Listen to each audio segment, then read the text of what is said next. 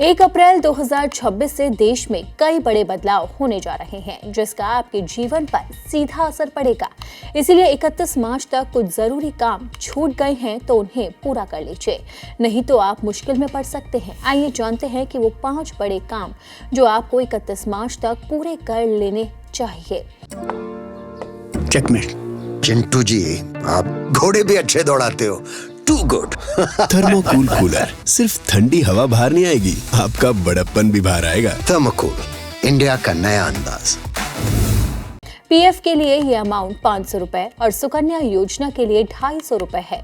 ऐसे में अगर आपका 31 मार्च तक की अमाउंट जमा नहीं करते हैं तो आपका अकाउंट डीएक्टिवेट हो जाएगा। रिटायरमेंट के लिए पॉपुलर प्लान में से एक एनपीएस में टैक्स छूट का फायदा मिलता है। सेक्शन 80 CCD 1B के जरिए 50,000 रुपए के अलग से किए गए कंट्रीब्यूशन पर टैक्स डिडक्शन क्लेम कर सकते हैं। इसलिए अगर अपने मौजूदा वित्त वर्ष के लिए अब तक अपना Tier 1 अकाउंट एक्टिवेट रखने के लिए मिनिमम 1,000 रुपए का निवेश नहीं किया है तो 31 मार्च से पहले कर ले। पैन आधार लिंक की डेडलाइन पहले भी कई बार बढ़ी है, लेकिन अभी भी कई ट्रांजैक्शन के लिए इनका अपडेट होना जरूरी है। इसके अलावा अगर कोई KYC पेंडिंग है या अपने पिछले साल का रिवाइज्ड RTI नहीं भरा है तो 31 मार्च से सभी काम निपटा ले। इसके लिए आखिरी तारीख है। अगर आप पुरानी टैक्स रिजीम में हैं तो इनकम टैक्स के सेक्शन 80C के जरिए 1.5 लाख रुपए तक की छूट का फायदा उठाने का आपके पास आखिरी मौका है।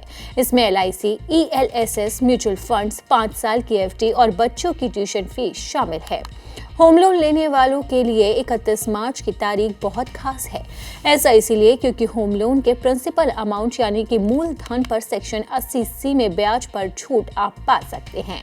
ये 5 नियम अब 1 अप्रैल से बदलने जा रहे हैं, जिसका सीधा फायदा आम जनता को होने जा रहा है। और इससे अगर 31 मार्च से पहले आपका कोई काम पेंडिंग है, आपने कोई दस्तावेज जमा नहीं करवाया है तो आप नियमों के आधार पर सारे काम पूरे कर ले ताकि 1 अप्रैल से आपको नई सुविधा का लाभ मिल सके।